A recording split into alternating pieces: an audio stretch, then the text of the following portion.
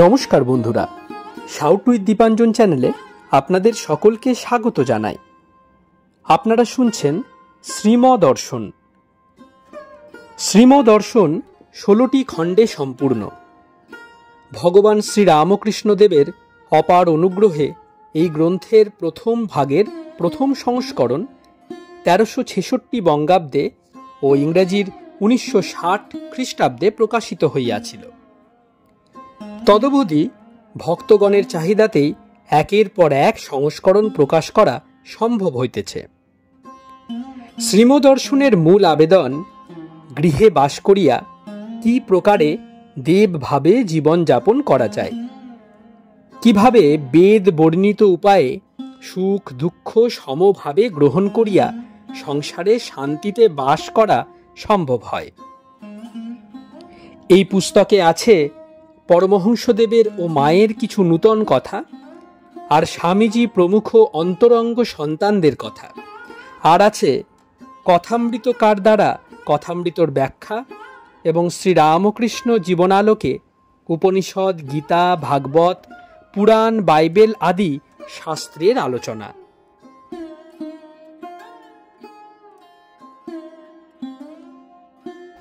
আপনারা শুনছেন স্বামী নিত্যাত্মানন্দ বিরচিত শ্রীমদর্শন। আজ 86তম পর্ব। চলুন আজকের পর্বটি আমরা শুরু করি।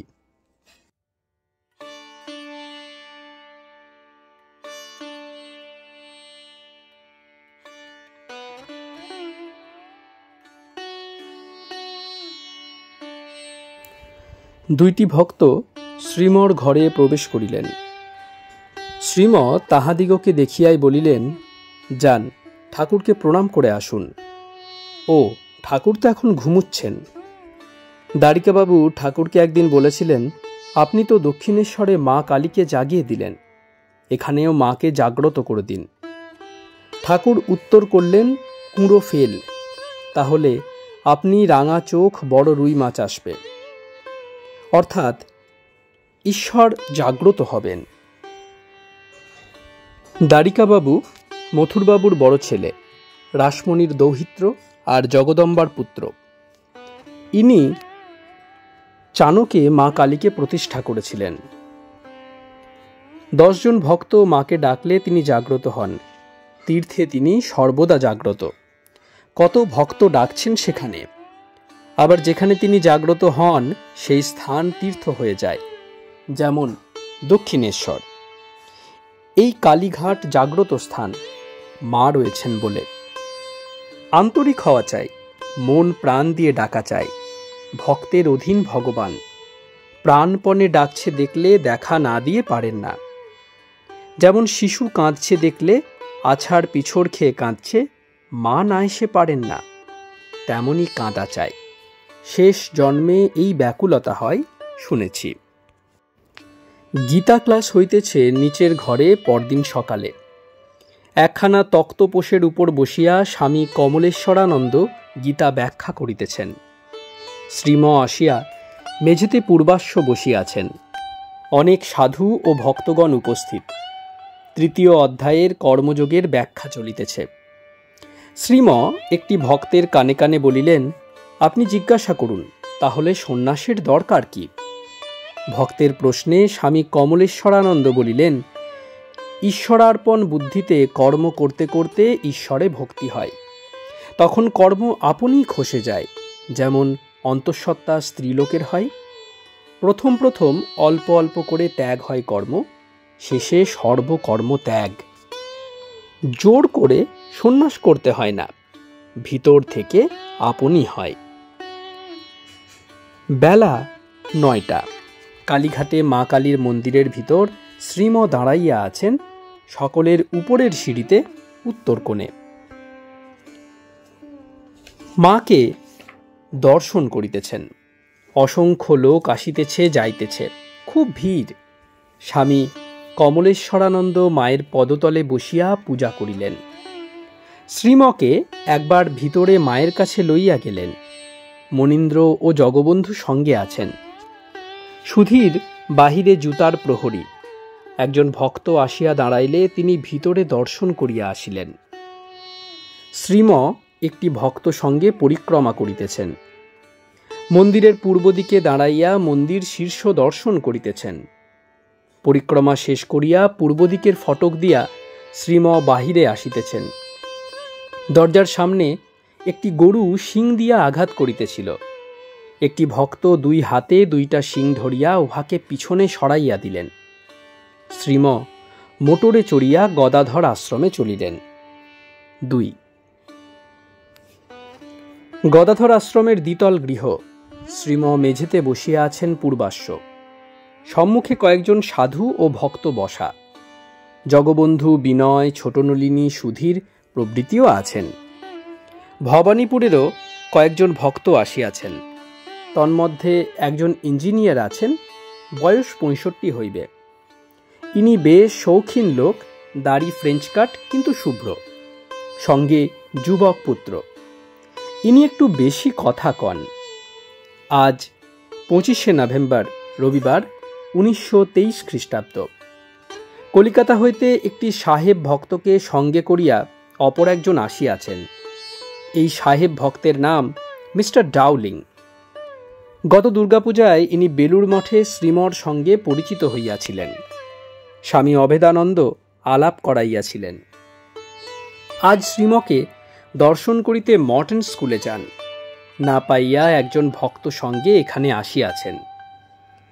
ইঞ্জিনিয়ার শ্রীমর সহিত নানা কথা কহিতেছেন। ইঞ্জিনিয়ার: আপনি বুঝি কথামৃত লিখেছেন? শ্রীম বিনীতভাবে: আজ্ঞে হ্যাঁ। ইঞ্জিনিয়ার: খুব উপকার করলেন। শ্রীম: মানুষ কিছু করে না, তিনি করান, ক্রেডিট তাঁর। এই কথা নিয়া ইঞ্জিনিয়ার মশাই নানা আলোচনা করিতেছেন। এক কথা থেকে অন্য কথায় ঝম্প প্রদান করিতেছেন। তারপর অন্য কথা। অনবরত অনেকক্ষণ বাগবৈখরি চলিতেছে। ভক্তগণ অসহ্য বোধ করিতেছেন। ইঞ্জিনিয়ার মশাইয়ের দৃষ্টি মিস্টার ডাউলিংয়ের উপর পড়িল। আর রক্ষা নাই, তার সঙ্গে কথা শুরু করিয়া দিলেন। Engineer to mister Dowling: please speak something, we wish to hear you. Dowling খুব বিনয়ী আর অল্পভাষী। ইনি চুপ করিয়া আছেন। ইঞ্জিনিয়ার মশাই নাছোড় বান্দা, বারবার বিরক্ত করায় ডাউলিংয়ের মুখ খুলিল। ডাউলিং: I have come here to hear, not to speak. I wish to hear about Ramakrishna from him. অর্থাৎ শ্রীমর কাছ থেকে তিনি শুনতে চাইছেন। ইঞ্জিনিয়ার শ্রীমর প্রতি: আপনি একে সংস্কৃতে দীক্ষিত করুন। M with a smile to Dowling: They want you to learn Sanskrit. মাফ করবেন, এটা ডলং নয়, ডাউলিং হবে। ইঞ্জিনিয়ারের পুত্র: বাংলা শিখলে প্রথম কথামৃত দিবেন এর হাতে। Engineer to Dowling: you better learn Bengali. Dowling: some say to learn Sanskrit, other want me to learn Bengali. I have spent much time of my life in nothingness. Should I spend the remaining days of my life in being a linguist? M. to Dowling: Yes, you are right. Sri Ramakrishna said, there is nothing in mere scholarship.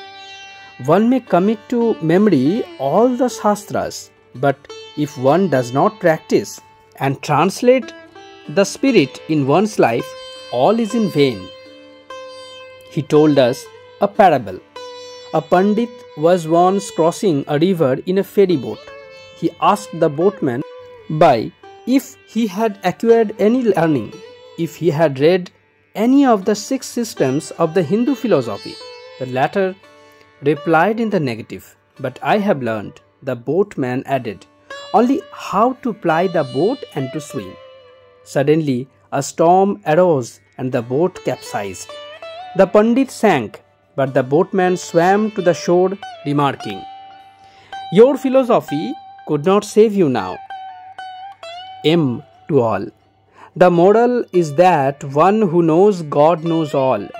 Sri Ramakrishna said, a fool becomes a sant, the wisest of man by his grace. Saraswati, the goddess of learning, resides then in his tongue. He lacks in no knowledge to a bhakta. আহা, সাধু সঙ্গ করেছে কিনা তাই ধারণা হয়েছে। Engineer to Dowling, hmm do you have, Kali, Durga or Shiva? Dowling, Shiva. M to all, দেখুন Shiva, ideal of সন্ন্যাসিনস, সন্ন্যাসীর আদর্শ, তাই ভালো লাগছে। মিস্টার ডাউলিং বিদায় লইলেন। এখন রাত্রি 8:30। ভক্তরা তাহার সঙ্গে গিয়া ট্রামে উঠাইয়া দিলেন। পরদিন সকালে বিনয় ও জগবন্ধু শ্রীমর কাছে বসিয়া আছেন। মিস্টার ডাউলিংয়ের প্রসঙ্গ উঠিল। শ্রীম বলিলেন, দেখো ঠাকুর কি করছেন, কোথায় একটি কুল করে রেখেছেন, খুঁজে খুঁজে আপনার লোক বের করছেন।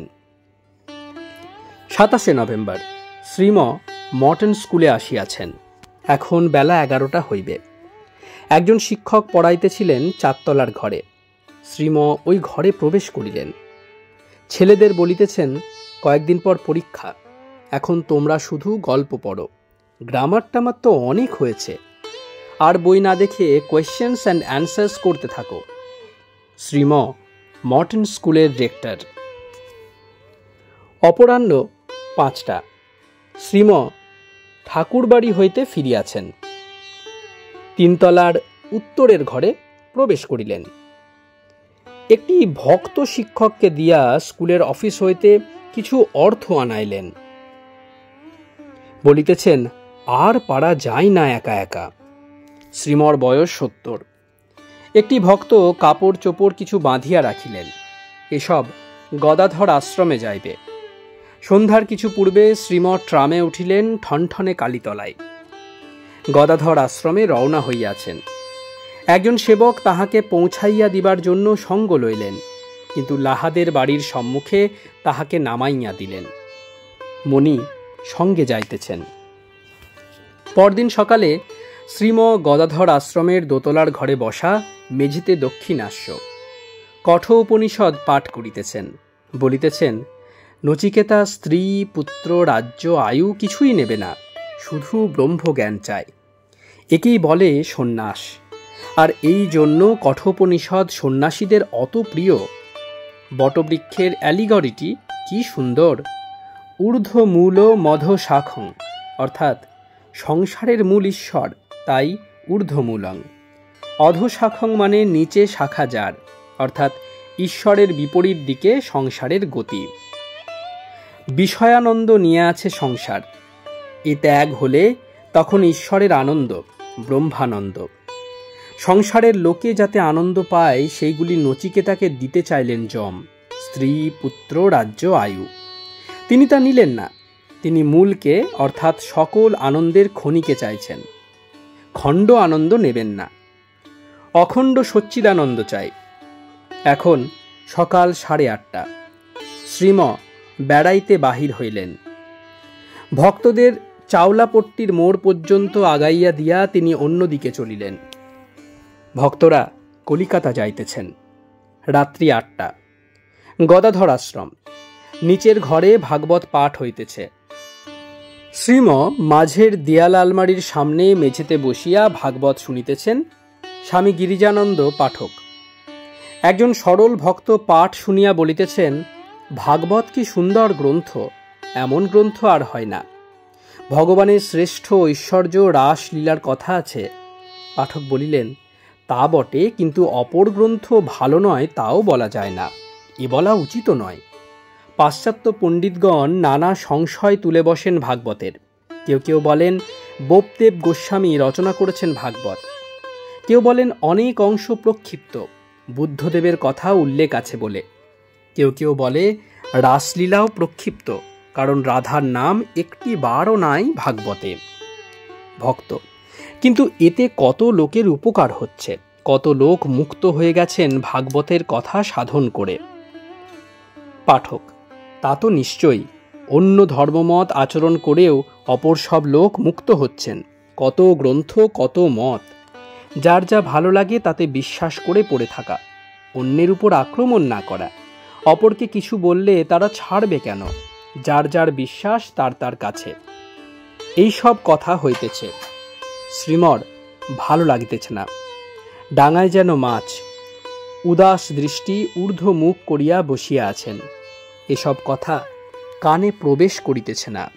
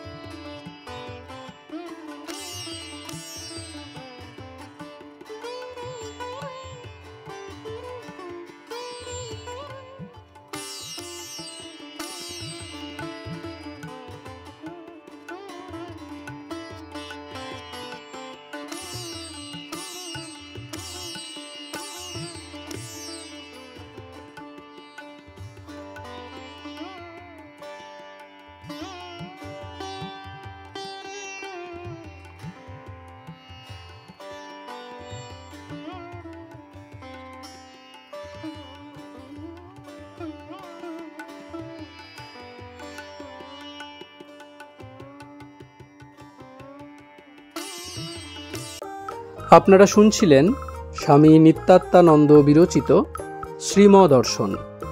আজ ৮৬তম পর্বটি আপনাদের কাছে পরিবেশন করলাম। আমাদের ভিডিওগুলি কেমন লাগছে আমাদের জানান।